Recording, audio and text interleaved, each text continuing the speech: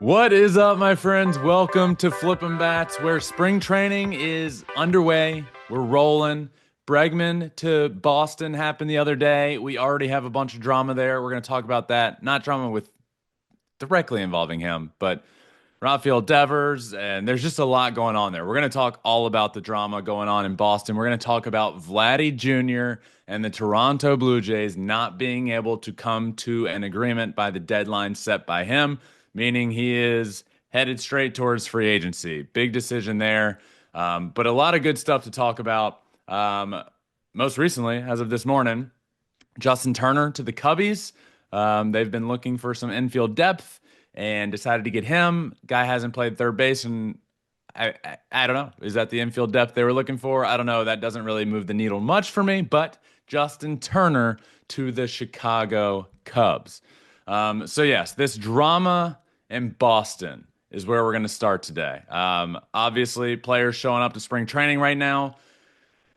Position players reporting. It's the best time of year, in my opinion. You got all these videos coming out on socials, players showing up, but the big deal made a couple of days ago is Alex Bregman signing with the Boston Red Sox for 3 years and $120 million with two opt-outs after each of the first 2 years.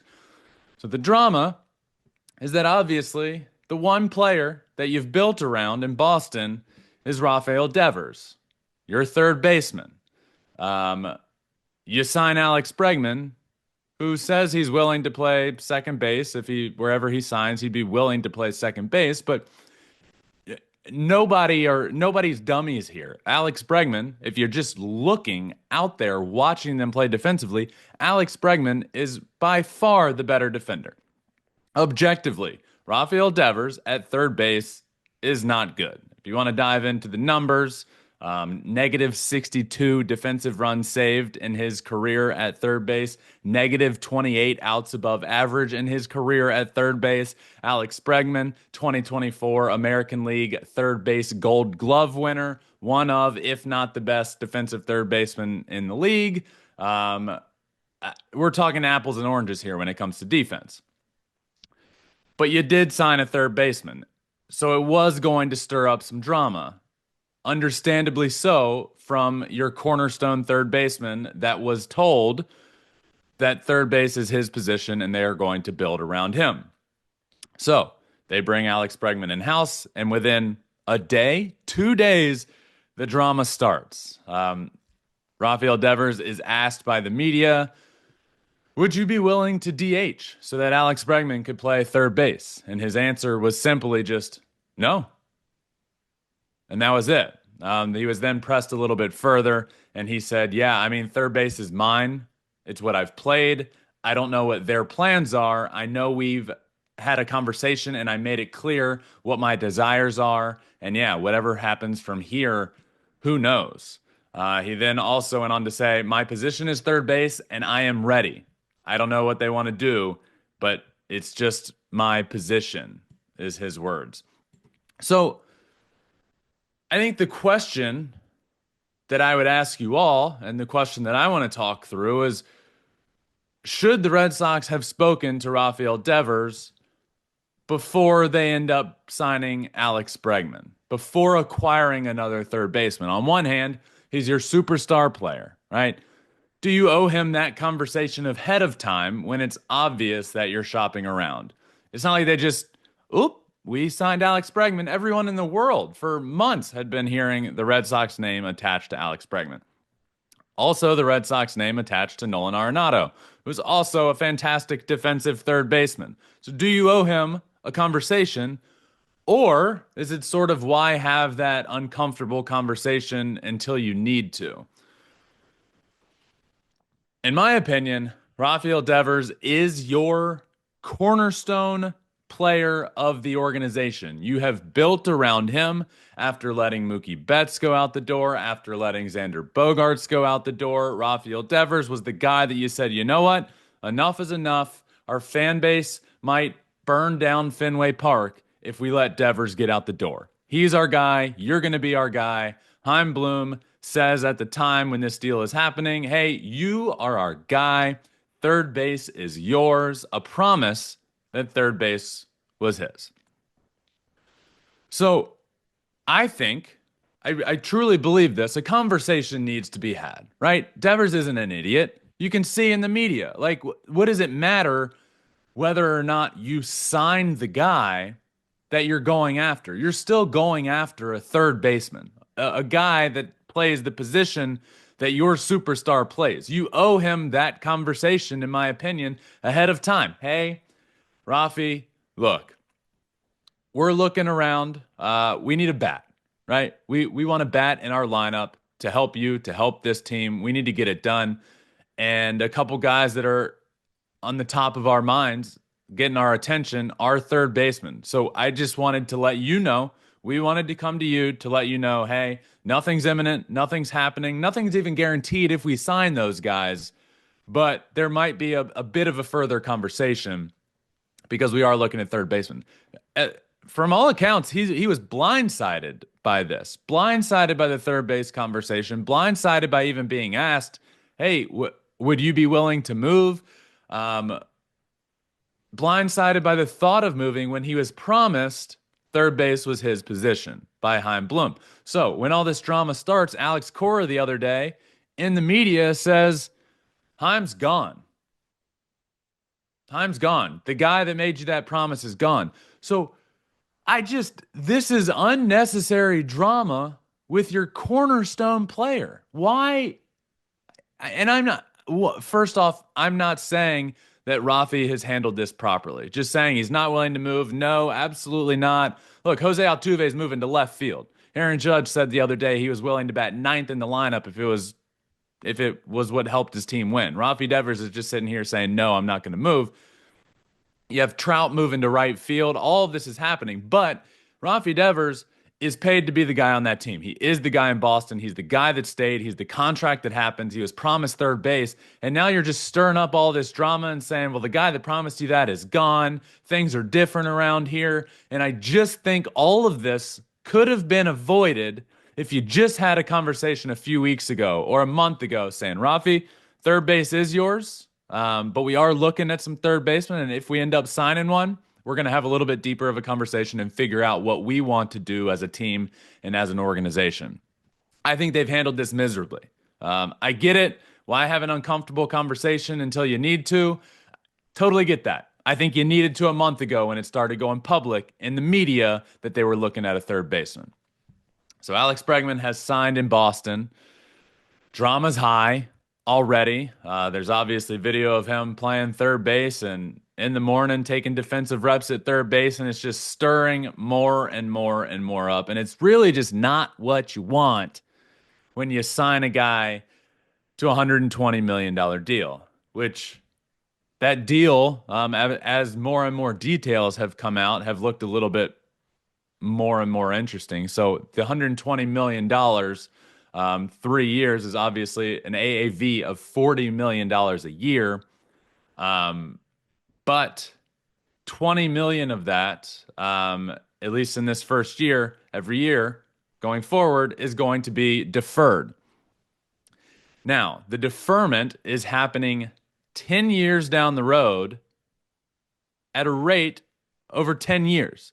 So $20 million a year. The deferments start, the payments from those deferments start 10 years later over the span of 10 years. So really, when you dive into this contract, I'm thinking, well, how present day dollars, how much is he really getting? And was this the best contract? I don't know. You get that money right now, the money that some other teams are offering, get that invested, and it certainly looks better than it does 10 years from now. I don't know. All I do know is more details did come out about the Detroit Tigers and what was offered and the back and forth. Bregman issued 2 counter offers to the Detroit Tigers. Option 1 was 7 years, $200 million. If you remember, the Tigers offer was 6 years, $186 million. Option 1 that Bregman offered was 7 years, $200 million. And option 2 was 6 years, $186 million with an opt-out after 2025. They went opt-out after 2026, meaning the one thing that stopped the Detroit Tigers from signing Alex Bregman was giving him an opt-out 1 year earlier. What are we doing? Just give him the opt-out. Come on. But look, that's water under the bridge at this point. He signed with the Red Sox. I don't want to get myself all worked up anymore. He chose there. Tigers moved on. Red Sox get the guy. Drama in Boston, though. Again, Devers is your guy. I know you're bringing in Bregman. I know he's great defensively. I think the team is better with him playing third base defensively. But your guy is a third baseman. You should have seen all this coming. Just get ahead of it. That's my only point here is get ahead of this. Just don't make this a thing. But now you've gone above and beyond because you let it get to the point where your superstar player was blindsided. And then you publicly go out and make it even worse by saying, well, you're going to do whatever you're going to do because one, I'm the manager, and two, the guy that promised you that isn't here anymore. But players move. It happens all the time. A-Rod moved from shortstop to third base. Cal Ripken Jr. in his career moved from shortstop to third base. Moves happen all the time. It's currently happening, as I said, with Trout and Altuve. Ozzie Guillen many years ago when he was managing down in Florida told Hanley Ramirez, you're going to be our third baseman, and you're either going to play third base happy or you're going to play third base sad. So you better figure out how to be happy. So I get what they're all saying, right? I get it, but it's, in my opinion, not how you treat your superstar third baseman. Would you like him to be a little more willing to do things for the team? Sure. But Rafi Devers isn't here acting like Jose Altuve. And he has, in my opinion, the right to do that. Do I think it's the way to go? No. I wouldn't act this way if I was Rafi Devers. I'd say, sure, I'm paid many, many, many millions to be a good offensive bat for this team. I'm not paid like I'm paid to be the third baseman for the Boston Red Sox. I'm paid like I'm paid to hit 300 with 30 plus homers and over 100 RBIs. That's what I'm paid for. So I'll do what I need to do and play where I need to play for the team. He's not saying that. But he has the right to say that, in my opinion, with promises he was made. And I think he's just a little bit salty right now. And the Red Sox could have avoided this by having a conversation with him and not blindsiding him a couple of months ago.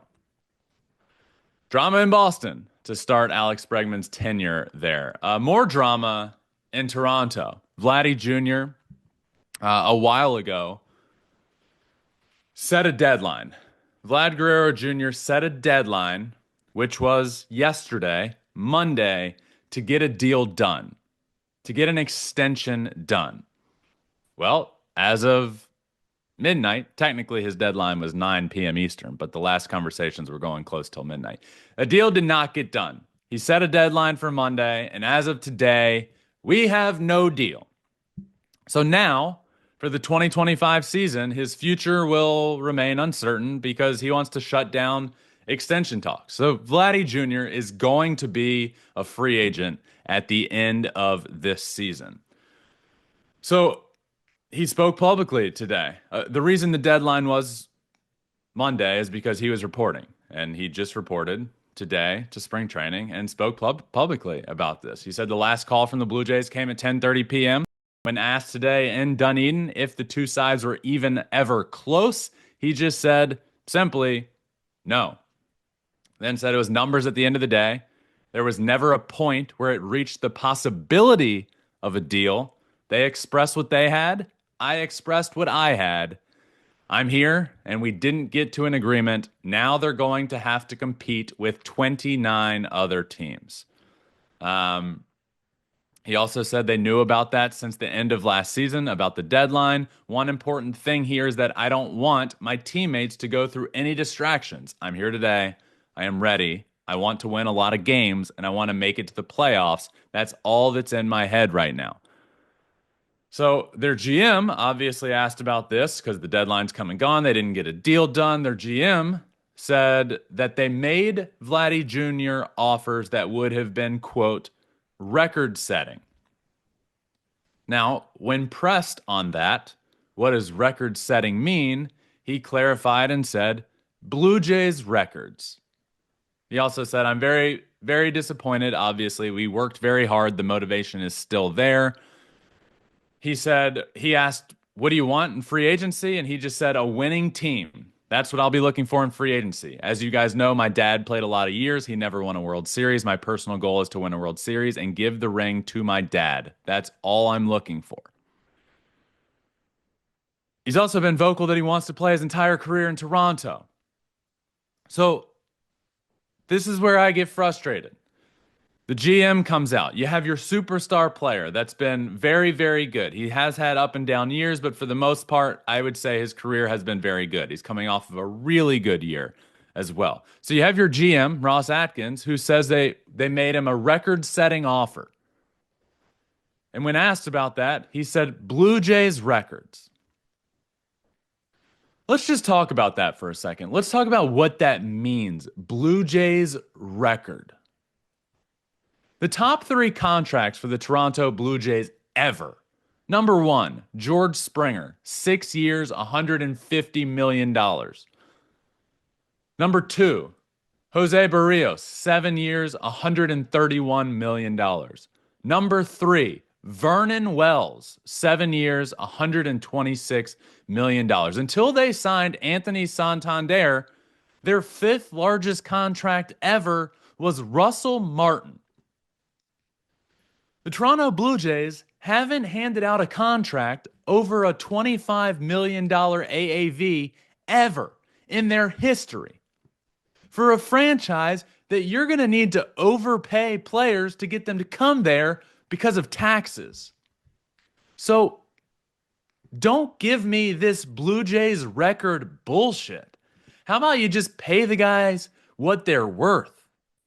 Technically, a Blue Jays record would have been 6 years, $155 million. Spare me the bullshit comments of Blue Jays record. You're just gaslighting your fans. A Blue Jays record is nothing close to what Vladdy Jr. is worth. So I've come to the realization because you see every offseason, wow, Blue Jays are ready to spend money.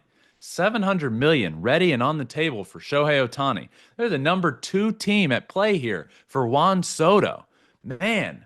Well, now you have this guy in-house, superstar player, 25 years old, in-house, saying publicly he wants to play in Toronto for his entire career. He wants to win a World Series with Toronto. You have the advantage because you can talk to him and extend him before he ever gets to talk to 29 other teams. But you can't get it done? And then you're going to say to everyone, it would be a record-setting deal? Thank God somebody followed up and said, what does that mean, record-setting? And then you have to say, Blue Jays record. Well, Blue Jays records suck. You haven't paid anybody over $25 million a year ever. I'm tired of hearing this with the Blue Jays. How in are they really? Is it real? Okay, you're in on Shohei. You didn't get it done. You're in on Juan Soto. Great. 2 easy guys to be in on. But those guys that are maybe a tick behind them, how aggressive are you really being? Vladdy Jr. is a superstar. He's 25 years old. He's going to be 26 years old as a free agent. But he's not he's not Shohei Ohtani caliber, and I wouldn't say he's Juan Soto caliber. So what are you really doing with those tick below guys? You're gaslighting everybody. You're gaslighting your fan base. How do you not get this done? How do you not get this done? Right in front of our eyes, this is feeling like Mookie Betts leaving Boston because they couldn't extend him.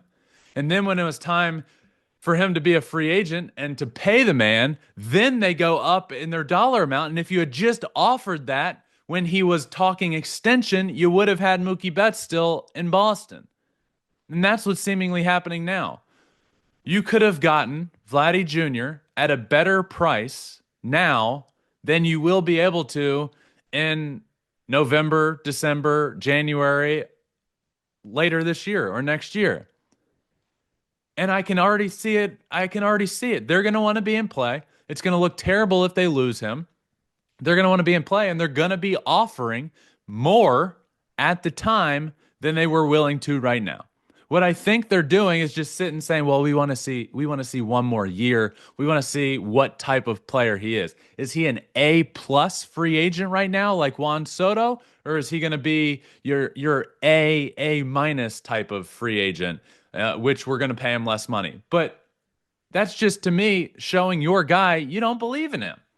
You don't believe in the player he is, and it's going to cost them millions and millions and millions, or it's going to cost you your cornerstone franchise player in Vladdy Jr. It's been frustrating to watch how they've been going about their business. Um, your number three contract being Vernon Wells in 1999 for 7 years is honestly a joke. And now you obviously sign Anthony Santander this offseason, but before that, your fifth biggest contract was Russell Martin. So, man, even hearing Ross Atkins say those words, record setting, great. Record setting would have been $25.1 million a year to Vladimir Guerrero Jr. Spare me. That's ridiculous. So now we're heading into the 2025 season. The Blue Jays are going to be okay, but in a really good division. They're not a top two team in that division. Um, they might finish fourth in the division. So what's going to happen? You're gonna be around. If I had to guess, come end of July, they're going to be a team that's I don't know 4 or 5 games over 500. And then it's like, what do you do? We could make the playoffs. They've been in the same position for a couple of years. We could make the playoffs, but like, what are we gonna do with Vladdy Jr.? We didn't get an extension done. Are we gonna trade him now and get something for him, or are we gonna keep him and lose him at the end of the year over probably a lot of millions of dollars and end up with nothing other than a compensation pick in the draft? I don't know, but year in and year. I just think this was a little insight watching this happen.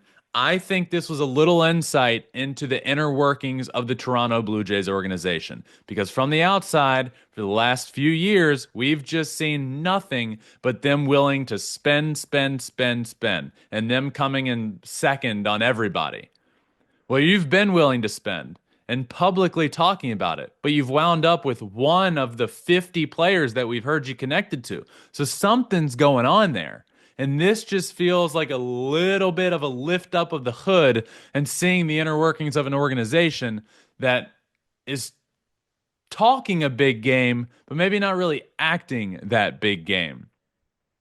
So your guy, Vladdy Jr., is now going to be a free agent at the end of the year. And in his words, now they're going to have to compete with 29 other teams. So we'll see what happens there. But Vladdy Jr. extension did not get reached. And at the end of the year, at 26 years old, Vladimir Guerrero Jr. is going to be a free agent. We'll see what happens and where he goes. But some big news out of spring training already. The drama in Boston, now some drama in Toronto. We'll see what happens there. I do have some good fan questions for this episode, so we'll get to those. First one comes from V Twins, who asks, since the Jays and Vladdy didn't come to an agreement on an extension, do you think they will trade Vladdy at this year's trade deadline? My genuine thought, my genuine thought is that they do. I think they do. I almost think they're going to have to, and this was a few months ago, when I did my bold predictions for 2025, one of them was that Vladdy Jr. and Bo Bichette both get traded. So I feel this often, and I said this with Shohei. Like, I feel like you have to, but they didn't end up doing it. So if you don't trade him and you're not going to extend him, and the two sides aren't close, what are we doing? You're setting your franchise back years and years. So I do think they will trade him at this deadline. I will still say that I'm gonna say my bold prediction stands. I'm gonna say they trade both Vlad and Bo Bichette. Where does he get traded to? I don't know, but I genuinely think because an extension wasn't reached that they're gonna trade Vladdy Jr. at this year's trade deadline. Next question: thoughts on Jose Altuve to left field. So I love that this is able to be talked about right now because one, Jose is taking reps in left, and we're talking about Rafael Devers not wanting to move from third. Jose Altuve, the guy in Houston, is taking reps in left. Here are my thoughts on it. Personally, I don't love it. You have perhaps the greatest Houston Astro of all time. He's a legend. He's the statue that's going to get built out in front of the stadium. And you have him publicly saying, I want Alex Bregman so bad to come back here that I am willing to play left field. And now I almost feel like the organization's taking advantage of that. They didn't sign Alex Bregman. In fact, they made their original offer and just let that stand, and it wasn't really competitive with the other offers out there. It's probably the worst offer that everyone had available. So you didn't bring Alex Bregman back, but now you're sort of just taking Altuve, who is, again, a legend. He's your guy. He's been your second baseman. He's going to be definitely the all-time best second baseman in Houston Astros history. I know Craig Biggio's in there, but I digress. So now you're moving him to left field or saying he's still going to play some out there, and I just don't really respect that. I do believe it's taking advantage of Jose Altuve and what he said he was willing to do for one of his best friends and a guy he believes in to come back. He's not going to be great defensively in left field. Second base is his spot. And now you're just saying, well, he's still going to play some out there. I don't personally like it. And I do get why. I think they have outfield depth problems. You don't want to play Jordan in left. You want to DH Jordan the strong majority of the time. You probably want to get Dubon more time at second base. Jose's defense at second base has declined a little bit as he's gotten older. But I don't know. Jose Altuve going to left field, I don't think it should happen. And I think it's only happening because he said he'd be willing to bring in Bregman. And now they're just like, well, I know he didn't get Bregman. I know he didn't get the guy. But like, hey, how about playing out there a little bit? And he's like, yeah, sure, whatever for the team. Because it's Jose Altuve, and he'll forever do for the team what's best. But I don't think he wants to play out there. I think he wants to play second base. And I think Jose Altuve is a second baseman. That's what I think. So I don't love it. I don't know how much it helps the team. I think it's just like, hey, our outfield depth isn't great, so go out there and play left field, Jose Altuve. And it's like, well, wait a second. One, why trade Kyle Tucker if this is your stance? If you're really trying so hard to win this year and have concerns about your outfield depth, why trade Kyle Tucker, who's one of the best players in baseball? And then once you do trade him because you realize you're not going to be able to sign him to the contract that he's going to get at the end of the year, why not go sign somebody else? Why say, hey, Jose Altuve, I know you said earlier you were willing to play left. You still willing to do that? It just feels like a cop-out. It feels like a Band-Aid on an issue that you created, and now you're asking your superstar player and a legend in Houston to move to cover up that error that you made. I don't like it. I don't love it. I don't really respect it. I have all the respect in the world for Jose Altuve. And of course he's willing to go play left field. He'd be willing to do anything. He's the best guy ever. He's the greatest teammate ever. Of course he's willing to do this. But I feel like this was an organizational mistake that you're now asking your superstar second baseman to help you cover up. That's why I don't love it.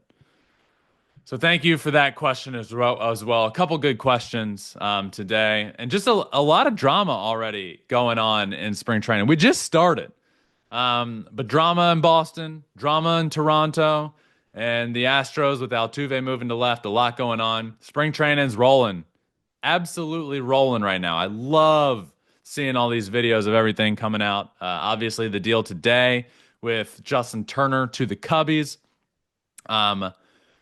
Some more news came out that nothing big, nothing crazy, but the Tokyo series will be airing on Fox Sports, which I just get really excited about because of a couple things. One, Yamamoto, just think of how cool this is, and we're not far. We are 1 month away, less than a month away from these games happening. The season is starting with the Dodgers and the Cubs in Tokyo. The Dodgers have announced that they are most likely, if all goes according to plan, going to start Yoshinobu Yamamoto in game one and Roki Sasaki in game two. Think of how cool this is for the game of baseball. How awesome this is for the game of as a whole and Japan. You're going to get Yamamoto, Roki Sasaki, and Shota Imanaga starting in those two games out there. And we're going to get Shohei Ohtani back in Japan. It's going to be incredible. I can't wait to see it. It gets me excited even thinking about it. But all of those guys heading back home, heading back to Japan, it's going to be awesome to watch. I'm excited for that. And we are less than a month away from that happening. But fun show today. Keep you posted on everything. Flippin' Bats is rolling again. 2025, the year of Flippin' Bats. This is going to be an awesome year, a really fun season. I can't wait for the season to get started, the regular season. We're just a couple days away from games starting, spring training games. So can't wait for that. Please make sure you're subscribed, following wherever you listen to your podcast, Apple, Spotify. You can also watch every episode on our YouTube channel, Flippin' Bats Pod there. But this is going to be a big year. I'm really excited about what we got coming up and baseball this season. Follow on all social media as well so you don't miss anything at Flippin' Bats Pod on all social media. But we're getting close, my friends. It is February 18th, getting close to the end of February. Everyone has now reported the regular season starts in less than a month. We got drama happening. Baseball is being talked about. And that's all we talk about here on Flippin' Bats. Remember, everyone, until next time, find your bat and flip it. Peace.